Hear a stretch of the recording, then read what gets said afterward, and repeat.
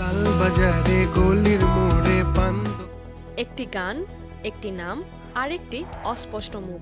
তবুও সারা দেশের তরুণ তরুণীদের কল্পনায় সে এখন সবচেয়ে সুন্দরী প্রেমিকা। নাম তার গুলবাহার। 17ই মে ইউটিউবে প্রকাশ পায় গুলবাহার গান। ছিল না কোনো হাইপ, নেই কোনো বিশাল বাজেটের ভিডিও, ছিল না কোনো সুপারস্টারের মুখও। তবুও সময় যেন নিজে থমকে দাঁড়িয়েছিল সেই গানের সুরে। লালবাজারে গলির মোড়ে নাম ছিল তার গুলবাহার। 2 মাস পেরিয়ে গেলেও গত এক সপ্তাহে হঠাৎ যেন গানটা নিজের অজান্তেই ঝড় তুলেছে কোটি হৃদয়ে। কি এমন আছে এই গানে? প্রশ্নটা সহজ, কিন্তু উত্তরটা খুব একটা সহজ নয়। এই গান কেবল শুনে নয়, অনুভব করতে হয়। শুরু হয় এক লাইন দিয়ে, বাকের আলীর আদুরে মেয়ে, নাম ছিল তার গুলবাহার, দেখতে ভারী চমৎকার। এই একটি লাইনেই যেন আটকে যায় সময়। গানের কথা ও সুর করেছেন ঈশান মজুমদার, কণ্ঠ দিয়েছেন তিনি নিজে ও শুভেন্দু দাস শুভ।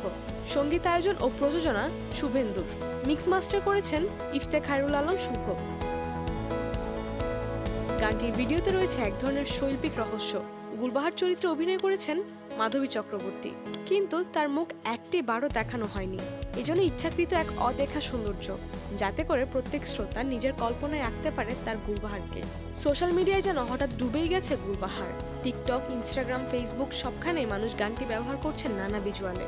কেউ বানাচ্ছেন প্রেমিকা হারানোর শর্টস, কেউ বানাচ্ছেন শিল্প নির্ভর রিল ভিডিও, আবার কেউ মিমের ছলে গুলবাহারকে তুলনা করছেন নিজের এক্সের সঙ্গে। তবে তার চেয়েও বেশি মানুষের কল্পনায় জায়গা করে নিচ্ছে গুলবাহার, কারণ সে বাস্তবে নেই। তবুও মনে হয় ছিল কোথাও, একটা গল্পে, একটা দুপুরে, একটা দীর্ঘশ্বাসে। ইউটিউব, ইনস্টাগ্রাম, ফেসবুক জুড়ে গানের নিচে জমে উঠেছে হাজার হাজার মন্তব্য। কেউ লিখেছেন, এই গানের প্রতিটি শব্দ চোখের সামনে যেন একটা গল্প এঁকে দেয়।